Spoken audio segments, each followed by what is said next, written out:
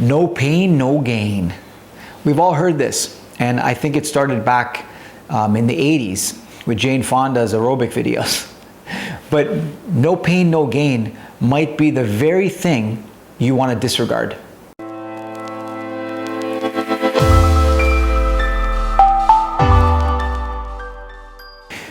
So we all know that it's important to push your limits, and you don't want to be in your comfort zone, and to grow you need to suffer. Yeah, that all makes sense in a particular place. No pain, no gain makes complete sense when we're talking about pushing yourself at the gym to do a few more reps, pushing yourself when you're doing some HIIT training, and maybe some aerobic training to just increase your distance, increase your speed, increase your intensity. That's absolutely fine, as long as it's not going to be causing you injury. But again, you can do it safely and gradually, get yourself to tolerate greater levels of pain and push yourself further. Fantastic, absolutely true.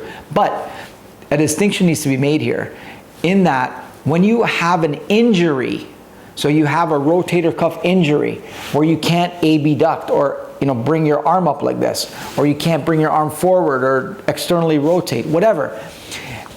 No pain, no gain doesn't apply here. In fact, for me, it's almost insane to think that you want to apply the push beyond pain principle. I actually look at this as like thinking that no pain, no gain is really like having no brain. It doesn't make sense. Guys, let me tell you why. Because if your body's giving you this range of motion, but not more, if your body's allowing you to bring your arm up this high, but not more because pain starts, or forward, you're fine here, but then beyond this it hurts. You don't want to be pushing beyond pain. That's not going to get you out of this injury any quicker. Look, guys, especially if you're a bodybuilder, weightlifter, body sculpture, a fitness person, you can't always muscle your way to the solution. Sometimes rest and recovery is the best medicine. You know that. And if you're thinking that that's not the case, you're probably lying to yourself, very likely. The idea is this. I produced a video previously called The Golden Rule, and it applies here too. That's why I called it the Golden Rule, because it applies almost everywhere. The body is telling you not to move beyond these ranges.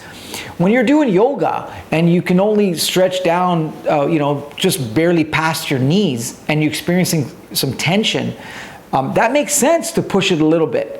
You don't push it too far, because then you can be sore afterwards, just like you went to the gym and pumped weights. So you want to slowly increase your flexibility. So no pain, no gain applies there. I'm with you 100%.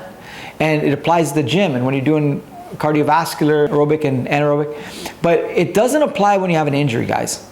Okay? You don't want to be stretching yourself beyond or to pain and beyond pain when you have an injury.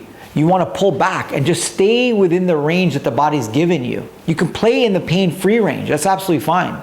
But you don't want to be pushing beyond pain, because what that's going to do is the body's going to tighten up the pain and tighten up the range of motion even more. Basically, the way I like to look at it is, when you honor the body's range of motion, so if the shoulder's only giving you this much range right now, if you honor that range of motion, the body will give you more range of motion to honor. But when you dishonor the body's range of motion, it'll give you less range of motion to dishonor.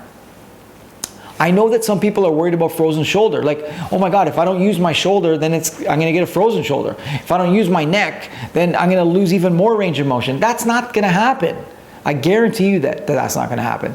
The reason why you probably develop frozen shoulder is because the body, if you developed it right off the bat, like you can't move at all, that's a serious injury. The body does not want you to move the arm or whatever part of the body we're talking about. And if you developed an injury and you had some range, but not beyond it, and then all of a sudden that range of motion started getting less and less and less, it's very likely that the body has shut it down because you keep dishonoring it, because you keep pushing beyond the body's limits that it's placing on you right now. It's a temporary decreased range of motion that the body's putting in place so that it can heal you if you would just listen. So you can't always muscle your way through. No pain, no gain is not true in all circumstances. Please be wise, make the distinction. Don't push your body beyond pain limits when it's injured, but do push it and do apply no pain, no gain when you're feeling at your best and you want to increase your performance and take your game to the next level. Take care.